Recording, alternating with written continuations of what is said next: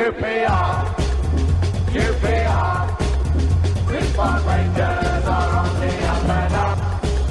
QPR, QPR, now we're heading for European Cup.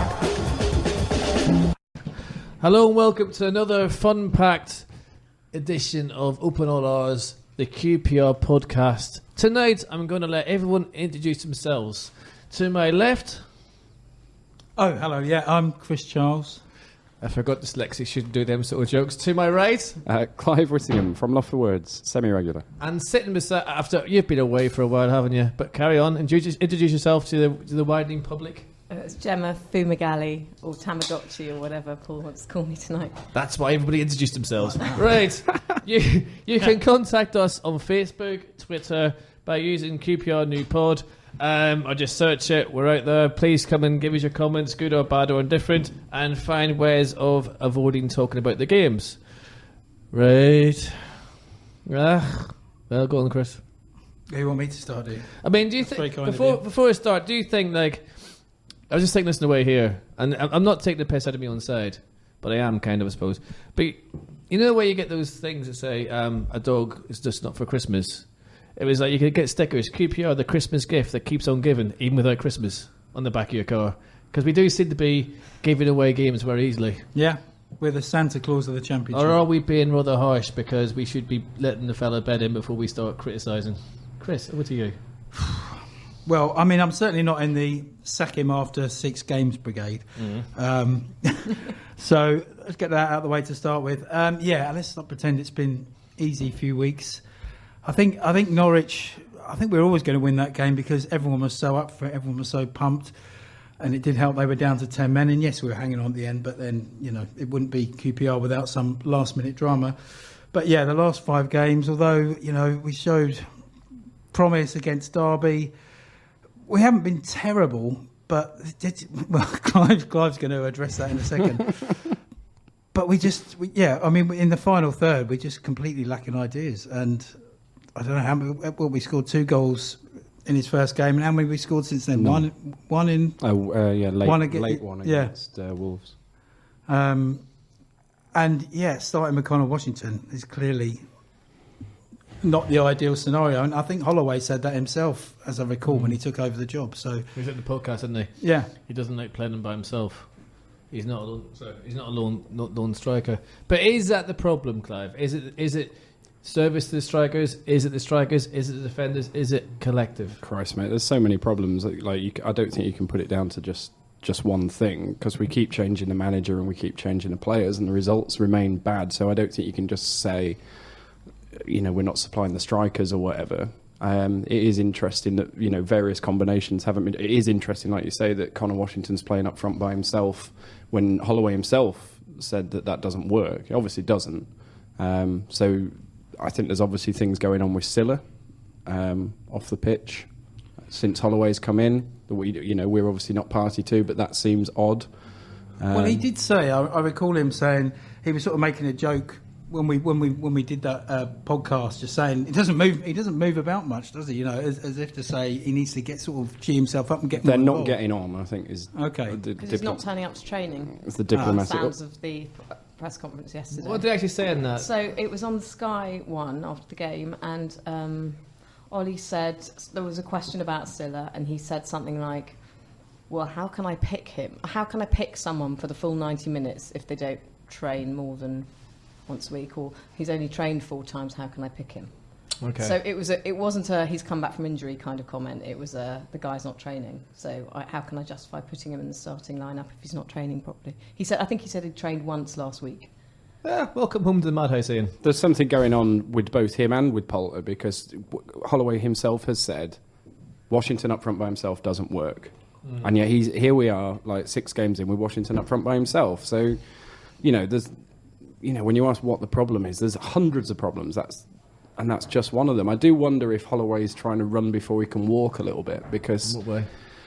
Well, I thought you could see a little bit against Derby and a little more against Villa about what he was talking about with the split, where from every goal kick, we split right across the pitch and we start, and, you know, you have to be brave and get on the ball and pass through the pitch.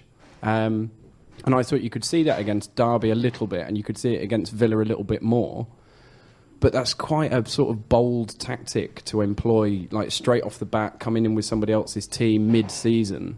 And new managers that come in this situation often talk about going back to basics. We'll make training more intensive, we'll get them fitter, we'll stop conceding goals, our set pieces will be bob on. And Holloway's come in and basically said we're going to play like, we're not going to play like Barcelona, but that sort of thing. I want it to be like my old Blackpool team was. Yeah, he's mentioned Blackpool a lot, hasn't he? I think that's interesting. Dave Mack made a good point last week that he keeps talking about his time at Blackpool as opposed to his previous time at QPR. But if you look at what he took over at Blackpool, he came in at the end of a previous season, so he had a whole summer to do what he wanted to do. That's the first difference. The second difference is he took over a team that had been on the up for several seasons. It had got promoted, it consolidated in the Championship, and its previous manager had been taken by another club. And so that's the second difference. And the third difference is a lot of the players that Holloway subsequently took to the Premier League were already there.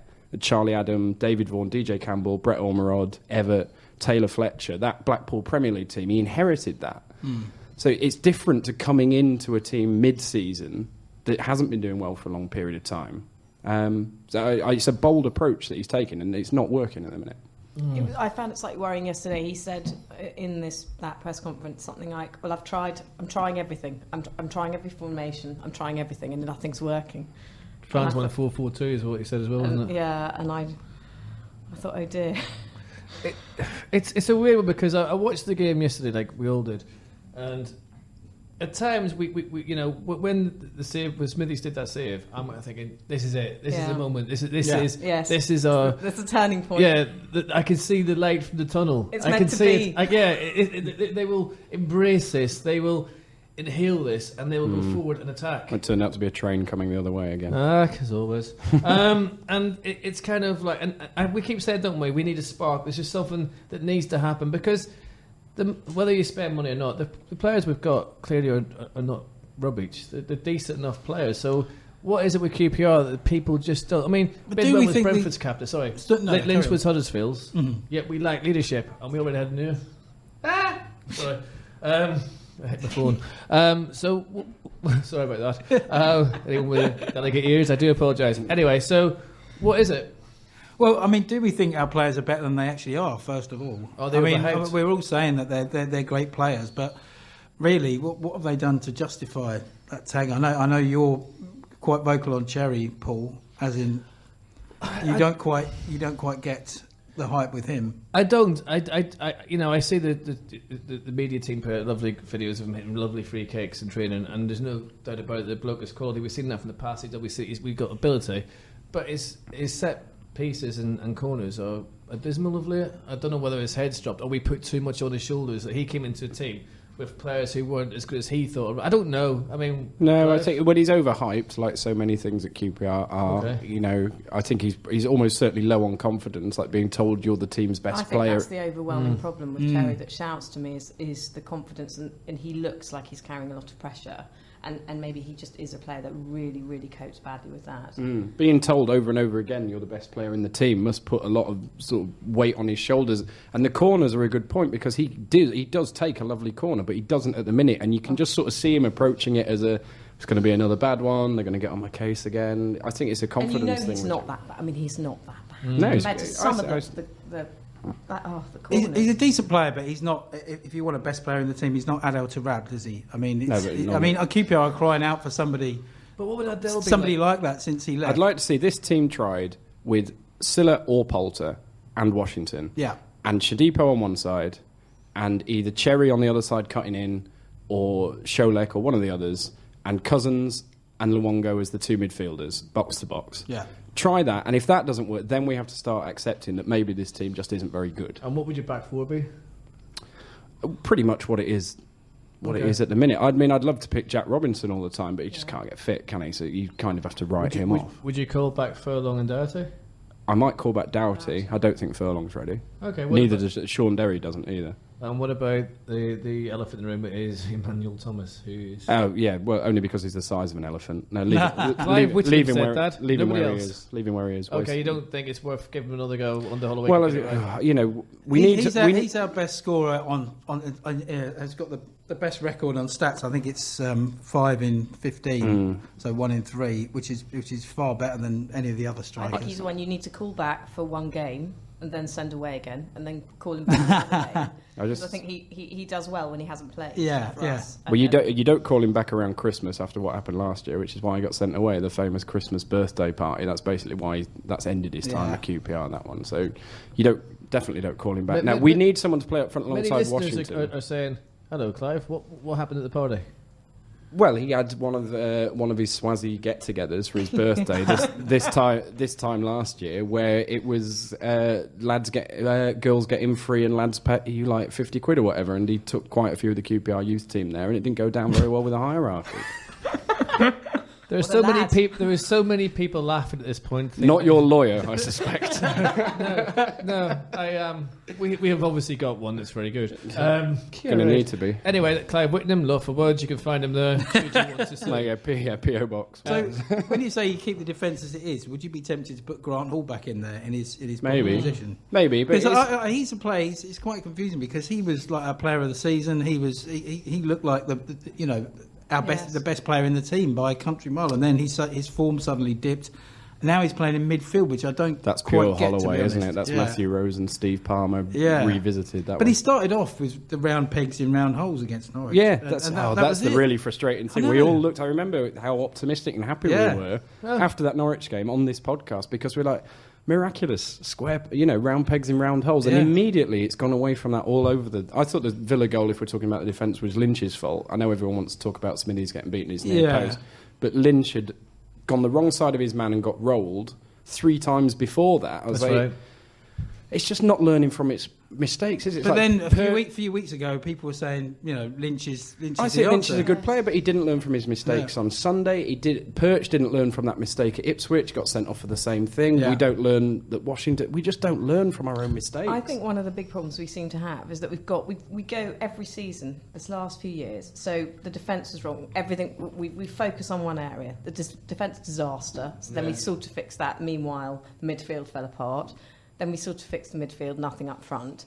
And we said, right, we don't want any players that don't care about the team. Let's get rid of all the players that are just here for the money. So we get rid of all the players, more or less, who are here for the money. And we get a load of players who aren't that great, but I still think should be good enough as a group to not be fighting relegation. And maybe because actually it is important to them and they do care, they don't cope with the pressure and they don't have the experience. That's a good point, actually. I mean, there's no big personalities in that team, is there? Really, and I mean, this has been addressed several times, and I think last week Tony Thorpe was talking about the captaincy, and you don't necessarily need to be a captain to be a leader, which is as Clint Hill showed, but it seems to be bereft of anybody who's geeing everybody They just up. all seem like nice lads. Yeah, exactly. But there's no prima donnas in the team, and then nice lads probably won't cope particularly well with that. So With we pressure, almost need with a the bit pressure. of a balance, which we don't have. Need a bit of an arsehole or something. I'm free if they want to play me. The thing is as well that we still have spent money though, even by championship standards, even because it's not premiership standards. Well, of course it isn't, but we still have spent money. Have we spent it wisely, unwisely? Is this revolving door to continue? Well, again, what I was going to say before you asked that was that we don't give anything very long, do we? I mean, Holloway's already saying after 6 games, I've tried everything. It's like, well, why not try something for a period For a few of... weeks. We don't give Okay. managers very long. We don't give strike combinations very long. We don't give a defence very long. This whole idea that the solution is a player who's currently not being picked up. If we pick Shadipo, everything will be fine. If we pick Sandro, everything will be fine. If we change the manager, everything will be fine. How long are QPR going to have to be this fucking shit before we stop this?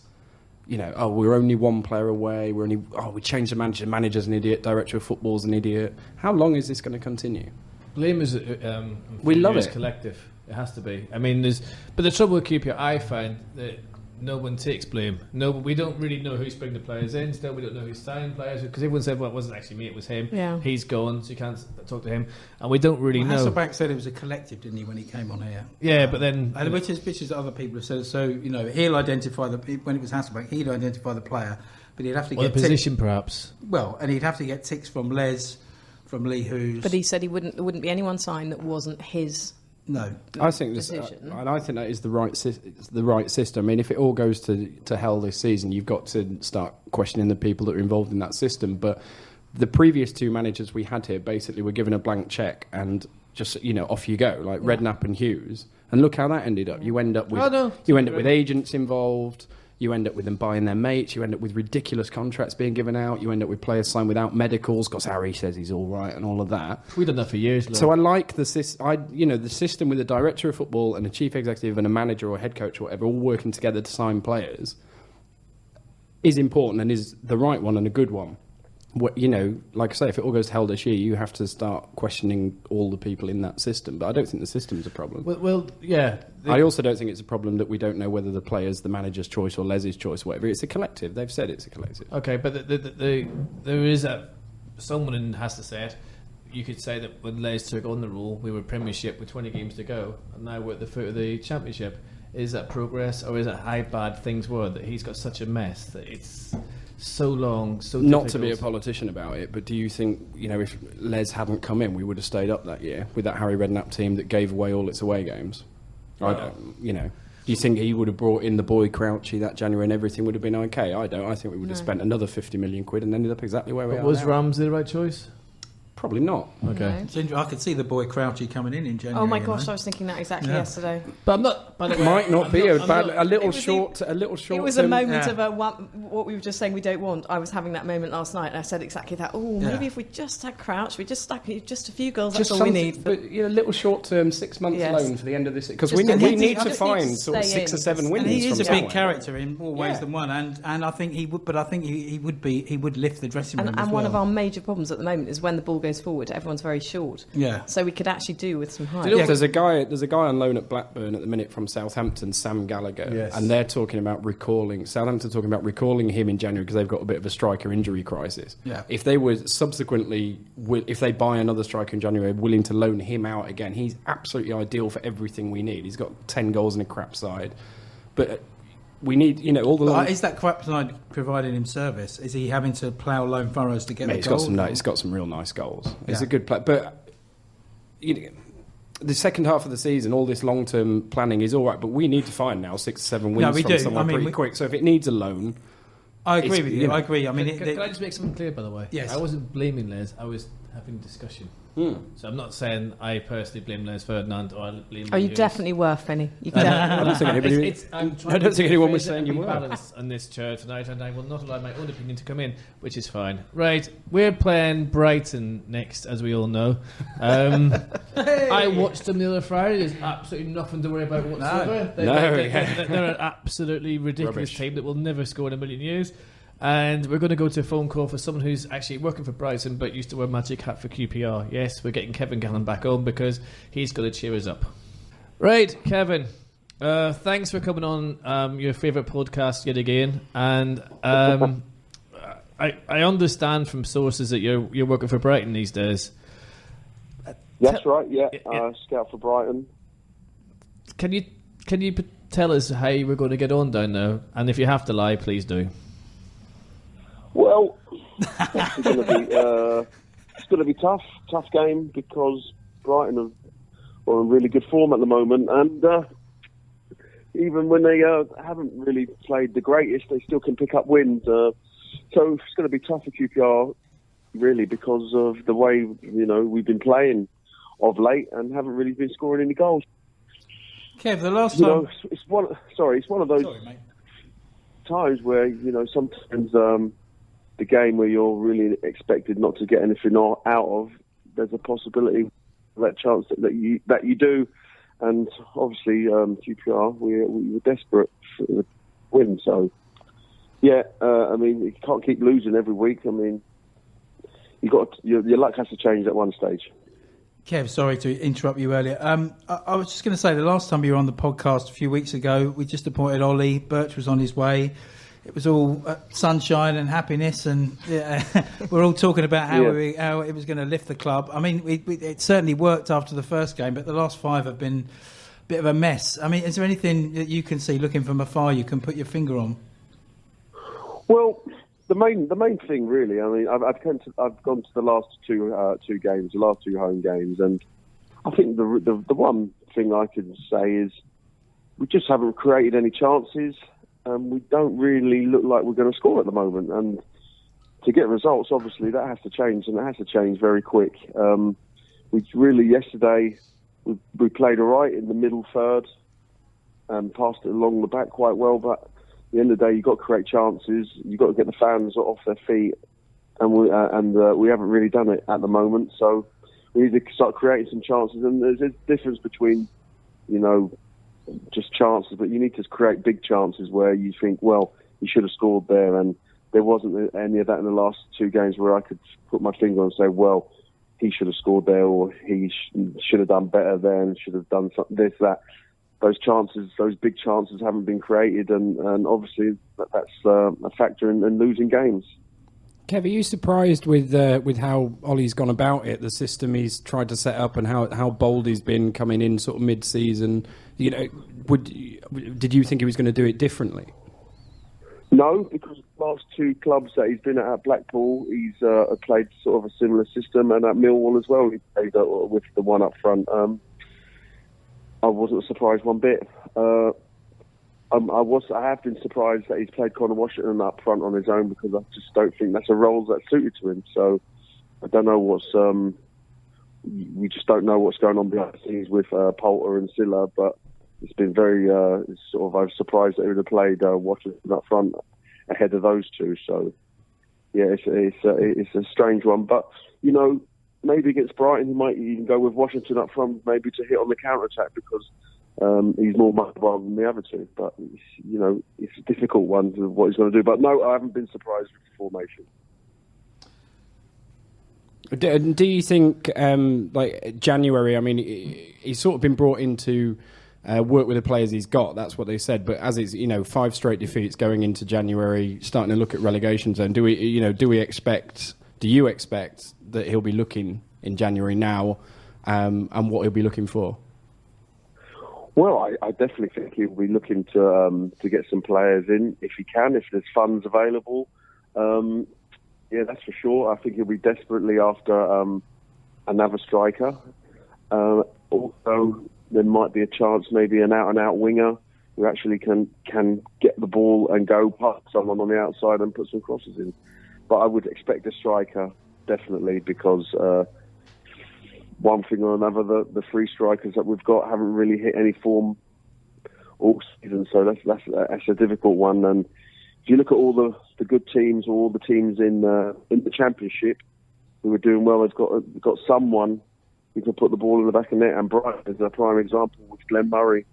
He just seems to be getting in the box at all times, and the ball keeps falling from him. He looks like he's desperate to score every game, and he's scored so many goals this season. I thought you were going to cheer us up. He's doing his best. I mean, I've got a few ideas, because we obviously need your help with this next game, and you are our man on the inside. So just wondering if there's anything you could do, like fire alarms in the night with the Brighton team. Super glue. Feeding them some really daft information, just generally fixing it. Is there anything you can do? Because I think we need help now. Dodgy kebab shop. Well, I'm the man. Sorry, I missed a little bit. Who said I'm the man? You're our on the man inside? on the inside here to sort us out for this well game. I'm on the outside. I'm just looking in and seeing what you guys are watching and what everyone else is watching. I've got nothing on the inside, unfortunately. Sorry. So there's no way you can get into the Brighton changing room just to be mischief. Feed him a dodgy lasagna or something. I'll Take be their laces out of their boots, I'll be anything. watching. To be honest, I don't. When I go on a Saturday, I go and watch other teams and other players, really. So I haven't actually seen Brighton live at all this season, only on the TV. So it's all right. They're not that much. good. I wouldn't know much about, but just as what you guys see on the TV as well. But Kev, if there is a Christmas do to be had, I know their chairman lives local to Barnet. I know a really bad kebab shop in Barnet you can take him to. Yeah, well, I know another one as well. But exactly, probably big man. Exactly. Probably the same one. I think it's going to be a tough game. Yeah. Brighton have such a good run at the moment, and they're obviously thinking, if they keep this up, they're going to get promoted, and QPR need to get a win desperately as soon as possible, as quickly as possible. So it's going to be a tough game, but don't ever be surprised in football about anything. Anything can happen. If you're scouting for Brighton, Kev, I mean, I take it you haven't been sent to Loftus Road yet this season, and if you have, is there anybody that you think would be good enough to get into the Brighton team? What question that is? Well, What's your favourite single? The goalkeeper, Alex Smith. Yeah. Has really impressed me this season. His shot stopping has been as good as anyone's, and obviously, you know, I was sitting next to my brother Joe yesterday when Villa got the penalty, and I said, "Joe, you'll save this," and he did. Yeah. And I was just one of those where you're expecting him to save, and he kept us in the game. He made a really, really good save in the second half as well. I think from Codger down to his right, and he tipped it round the post. So he's been. I think he really has been the shining light at QPR this season. Has been excellent, and I dread to think, you know, the situation might be a little bit even worse without him, because Definitely. I mean, even like at the Fulham game, he saved a penalty in the first few minutes, which was, you know, these saves he's making at times are game changers. So I think he's made one mistake this season, and the rest of the time he's been absolutely outstanding. So, you know, if you pick one player at QPR who's been consistently played really well, it's Alex Smithy. So, you know, you've got to say congratulations, he's Player of the Year. So it'll be, if he doesn't get Player of the Year already, I don't know who will. Well, I think even if he's surprise, even if he's sold in January, he'll get Player of the Year. I think, and that's the fear for me. He's our one sellable asset, and if anyone's going to go, because obviously we're still. I mean, a lot of people on the forums on Facebook are saying, you know, Tony needs to open the checkbook again, blah blah blah. But we're still under this FFP. I know it's sort of been a longer wait than the Stone Roses' second album. We are still apparently under it, so we can't just go out and sign players willy nilly. And presumably, if he wants to get players in, he'll have to sell players, and Smithies would be top of the list. Yeah, I mean, regarding getting players in, I would say we'd like to get some out, and that's the difficulty of any football manager in any football club is you know, when players are on 2 or 3 year contract deals, how do you get them out? And that's the difficult one in football, is getting players you don't want in your squad out of the club. So, you know, it's a big job at the moment, but we just need to just get that elusive win, and just you know, really just obviously for the whole club, the team and the fans, because the fans need a bit of a boost at the moment. Against Derby, I was very surprised with sort of the atmosphere. It was one of the quietest I've ever seen Loftus Road for a long time. There was nobody there. Well, yes, It was amazing. It was amazing. It was like yeah, I know. So that you know, if you in games, the punters come back, don't they? The thing is, I've said it before, we are suffering from home defeat fatigue. Worst home records I can remember for years over the last 3 or 4 seasons, and it's certainly affecting people. But never mind all that, it's Santa time. Yeah. So, Kevin, well, to get the crowd going, Paul, you need to.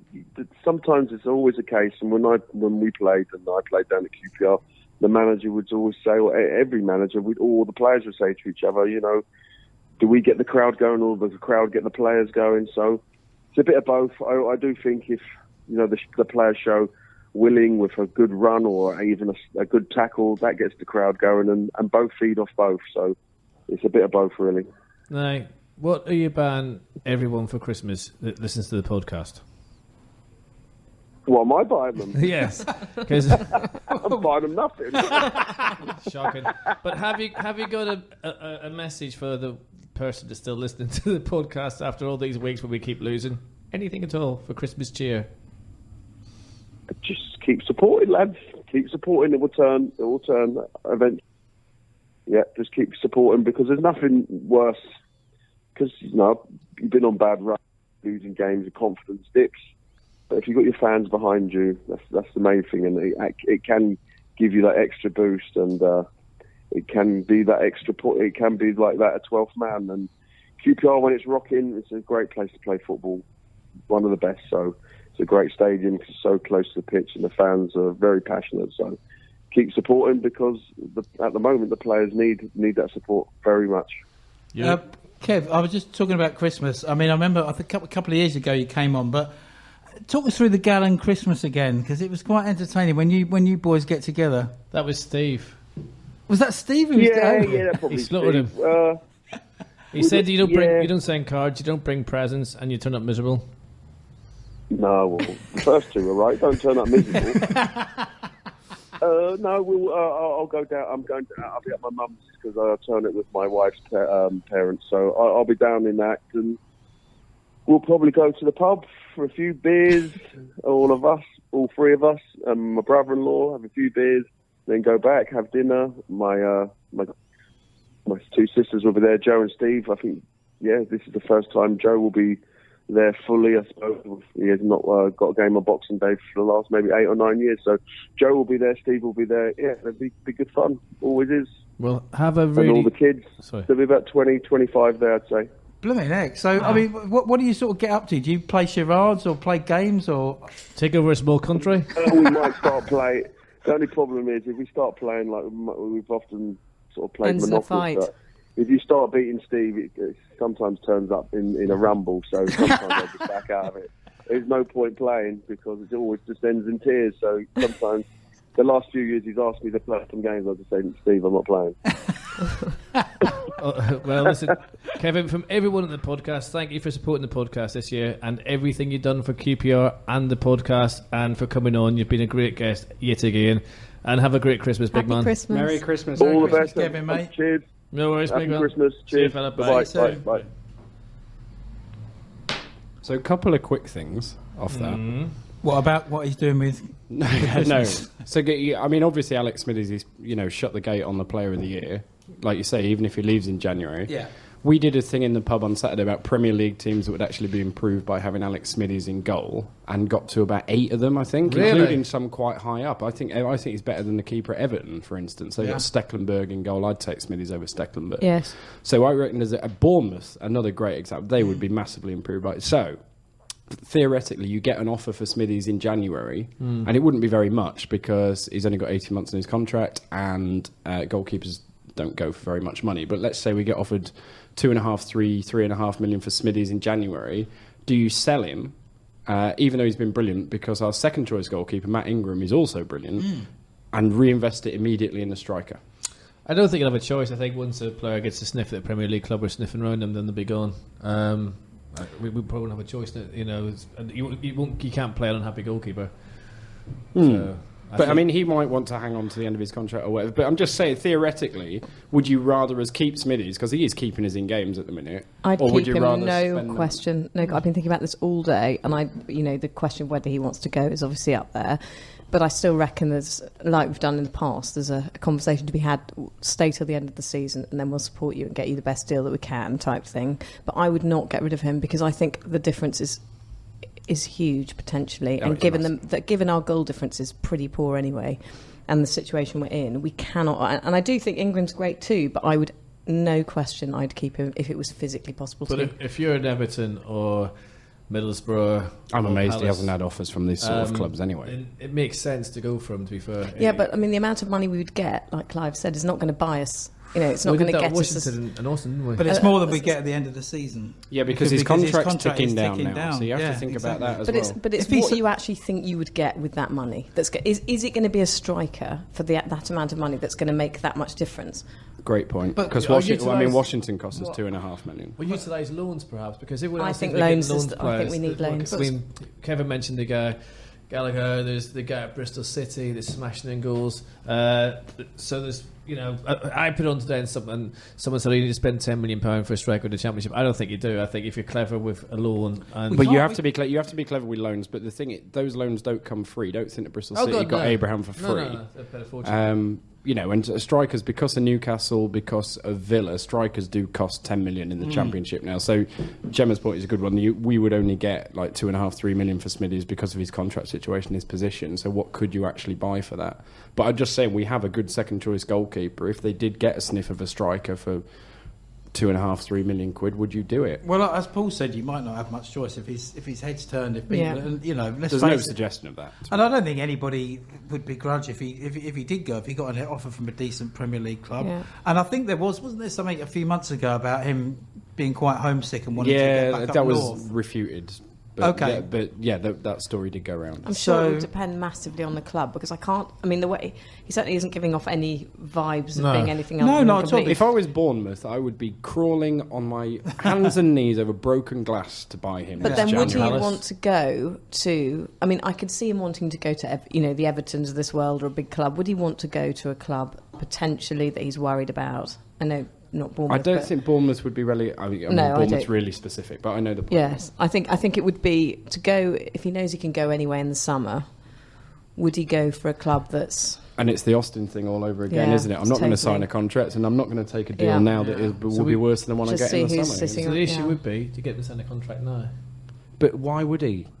I don't know. Why Tell him would he, Barcelona. Paul? We're just struggling. We had this discussion over Austin. Why on earth would he? He can have his pick He of won't, clubs. and I actually, think there's we no. could- I think we accept he's Oh, going I'll, to go. I'll tie myself to QPR, who might be in League One, or I'll wait for my deal to end. Yes. I've done really well here, and then I can go where the hell I like. I Yeah. sort of Free. see where Gemma's coming from as well, because if we're only going to get 2 million for him in January, we might get 1 million for him. Is it worth keeping him for the sake of a million? We said all this about Austin, and people still give the club stick over Austin. Austin steadfastly refused to sign a contract because he knew what he was worth. Yeah, he yeah. knew what would happen when his Yeah. contract was up. But lots of people would say after the playoff final, He when wouldn't have signed. He well, we don't know definitely that. wouldn't have signed. But was he offered one though? Probably I don't not. know. Well, we're not going to go up, so he's never going to stay. But the difference in those few goals could be the difference for us that he might. Say, The and I the don't positive think- is we've got an amazing second choice goalkeeper as well. It's really Yes. random. We've got like two of the best Yeah, goalkeepers in yeah. the league. Before we go to the hours end of the show, I want to talk about Anua. That was the second thing. we're Go on, going to say talk about Anua. Well, the thing that Kev said. The thing that Kev said about the crowd Sorry, and go who gets who going, because Anua Yeah. went over at full time. yes. Yeah, see, there's method in the madness. He went over at full time on Saturday and called someone out in Ellerslie Road. When you say calling them out, do you mean for a chat? They'd been having a go at him during the game. He went over and basically, literally called him out. He came down the front. They had a bit of a Barney. Oh. So, is that...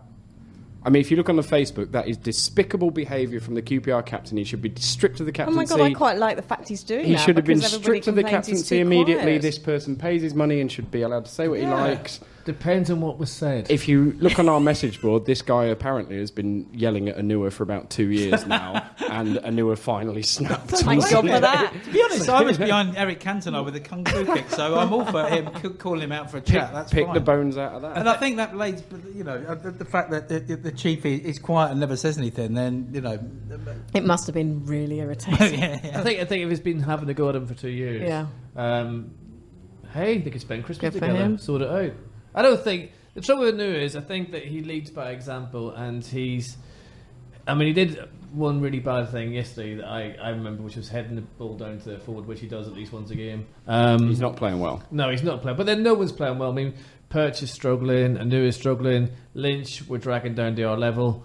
He started off well, Bidwell. I mean, but these were good players. I mean, it must be something in the water. There must have, but I'm fed up with this bloody curse of ours where if you haven't scored for 15 games, then here you are, have a couple. If you haven't scored forever, like I was waiting for Agbonlahor to score. on What's his Sunday. name for Sunderland? Never scored a goal. Yeah. Have two. I mean, I just want for one occasion to say we're going to Brighton. We haven't beaten it, for example. We haven't beaten them, whatever games, and finally we're just going to say, well, sorry, well let's do it. We're going to, or they haven't beaten us for whatever. Yeah. Which side of the fence are you on, though? Footballers are professionals and should know better, or footballers are humans, you should lay off them. Or supporters are supporters, they should support. Or supporters have paid their money, they should be Depends allowed what to say was what they said. like. I think it Depends. depends what was said. Yeah. So depends. I mean, If if he's you, walked over there and gone, Yeah. say, just lay off. I Leave, think leave the it and walk footballers away. are No human beings big as deal. well. If he's walked over and If somebody punched him. at work that I was working on the second floor had been calling me or whatever for 2 years, and I was like, I can't be bothered. But eventually, everyone's got a breaking point, haven't they? Again, we don't know what was said. But it depends. Listen, I mean, I remember years and years and years ago we played Charlton, and Chris Pearl was by the loft, and some fella said something really bad. I can't remember what it was. It wasn't anything dodgy. It was just really personal. And Chris Pearl went to throw the ball back into the crowd. Now, from the outside, that looked really bad, but I actually could hear what the fella was saying to him, and it was nasty. So, sometimes players lose their cool because some things is, we're not saying this guy said anything foul. If he's just turned around and said, "No, you're not having a very good game," and Anua's come out and said, "Right, I'm going to hound you at work for 2 years and see how you like it every day. I'm waiting outside for you, mate. The tube station, and I'm going to tell your boss how rubbish you are, and I'm going to make your life misery, and then you take a break, I'm going to hurl useless at you," then maybe that's a better way to go. Players maybe should follow us to work and tell us what they think of our performance at work. Can you imagine?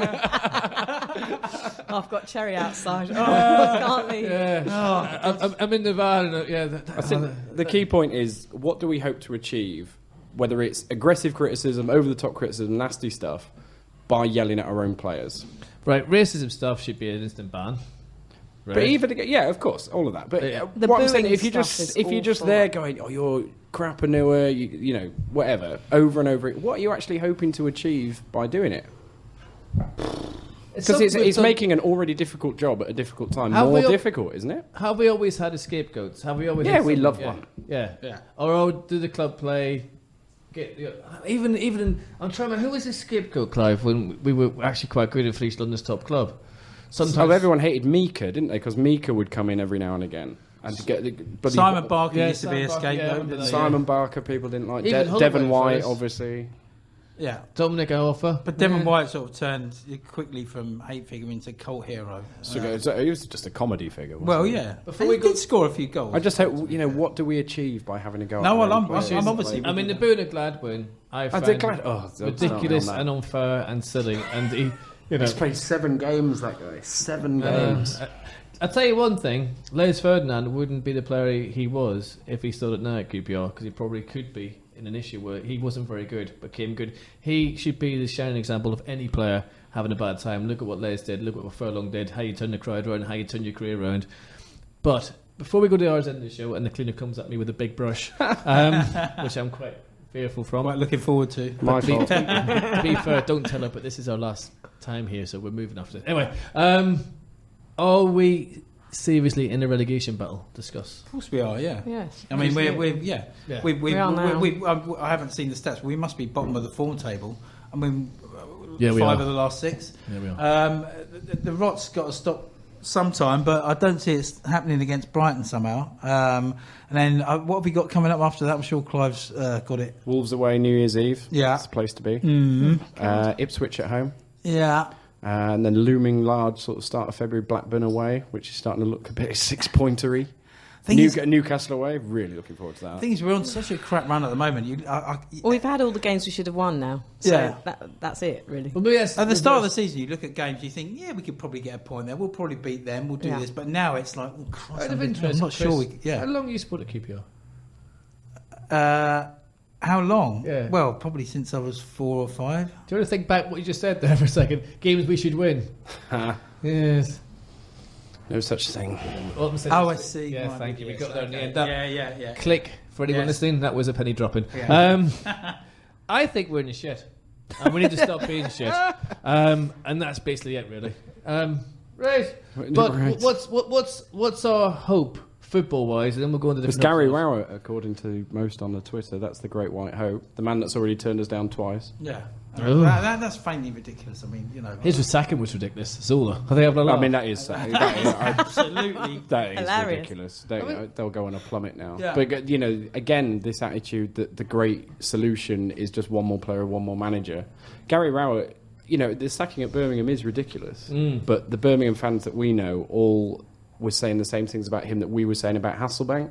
Okay. Oh, it's quite functional, but it's 4-2-3-1. It's quite dull to watch. It's not very attacking. Yeah. Be careful what you wish for. Be careful what you wish for, absolutely. kids. It's really exciting relegation battle. So, I mean, going back to that, I mean, and the other chat on the boards and likewise has been, would we have been relegated under Hasselbank? Not that we're being relegated at the moment. Would we be in this Not yet. position then? should Give we it a say, go. Under Hasselbank. Hindsight's great. Isn't I mean, it? we were on a bit of a downward spiral when he left, which is He never recovered from Newcastle in my book, and I don't think he was ever going to recover from Newcastle. Agree with Finney, Jesus. I also think, for me personally, I was not under any illusion when he left that suddenly, I didn't think there was going to be some dramatic change, same players. The difference for me was that we're a crap club playing very badly, and we would have a manager that cared. really cared that we were playing badly, and that the only difference I really expected was the passion.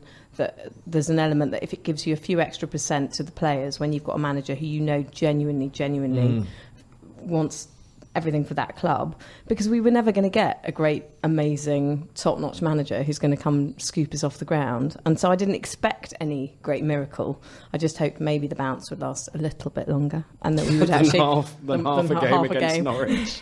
and that we would that sort of passion and desire to win will at some point make the difference that might just take us over the line. That's really all I expected, and I would still rather go down and be crap with someone that loves our club than someone that's wanting to go to Singapore for a speech. Ooh, controversial. Nice. Sorry. Oh. That's just my own personal. Agree with Gemma? Yeah, I'm with Gemma. Right, when I come to the R's end of the show, this is where we talk about everything and anything, but I'm going to just make it to a wee bit easy and or more dictatorial, I suppose. There's your QPR wish and there's your non-QPR wish for next year. So starting with you, Mr. Charles, because you look nervous. Okay, I'm going to wish, because this is a Love for Words themed answer here, because They're all on websites available in the R's. Other websites are available. Yes, indeed. The moment Ted Hendricks on Love for Words says we stink of relegation is normally the time that we're guaranteed to go that's men down. and women and children in the lifeboats. By the way, Ted is generally nice person. I've been monitoring, just reading various posts, and he's been on and he said a few things, but he hasn't uttered that phrase yet. If he utters that, I am going to be seriously worried. Ted is a so my lovely wish fella. is, Ted, don't say that just yet, mate. Because otherwise, I know we're doomed. He's also a great bloke, by the way. Yeah, no, thoroughly absolutely, brilliant bloke. absolutely, yeah, he's fantastic fella. fantastic, yeah. And sorry, what was the other one? It was QPR wishes and your wishes non-QPR for 2017. Well, peace and goodwill to all men and women. And Oh no, children, I think the opposite. obviously. I'll do mine. Yeah. And sorry, carry on. Yeah, I mean, and by the way, while we're on that theme, I've got a little present for you, Paul. I haven't managed to wrap it. I shouldn't say this in my accent, but is it ticking? It's not ticking. It's not ticking. Here you are. I feel generally that this is me opening up something It's in a really good blue bag. free from mince pies. Gluten-free mince Gluten-free pies. mince pies. There you go. Oh, lovely. I'm generally give us a big kiss, you soppy bastard. Yeah. Well, While that's going on, yeah. I'm minced pied up for Christmas. Clive. QPR wishes the opposite of your peace and goodwill thing, because if we have a war, then the league gets suspended. Oh. You're on about the assassination of the Russian diplomat. Well, whatever causes it, we seem to be accelerating towards it. If we could accelerate a little bit more before May, then that will get us out of it, wouldn't it? A war. Thank Christ that was different than Titanic. You hit the iceberg! Aim for the iceberg! Jesus! Head for the ice. Non-QPR wish, 2 changes to rules. One, that thing where the goalkeeper can take the goal kick from whatever side he likes. Oh, yes. That would have cured all of that nonsense that went on Saturday. yeah. Like, can you imagine if you just said, well, we've got a left-footed corner taker, so we're going to take all our corners from over there. It doesn't work. But goal kicks, you can take it for wherever you like. So we had to put up with that Birmingham goalkeeper being an absolute knob for the last 10 minutes, walking around. So that, and short corners, I used to say this should be a bookable offence. Villa goalkeeper, you mean? Villa goalkeeper, yeah. I didn't want to correct him in case I was wrong. No, yeah. But short corners, I previously said this should be a bookable offence. I now think it should be a red card and you forfeit all of your corners for the rest of the game. Fantastic. Right. Thank you, Clive. And by Merry the way, Christmas. And Clive, thank you for being on the podcast this year. Being Yes. a cheery soul. Gemma? I'll stay up, the only wish. I just really don't want to go down. And your non-QPR wish?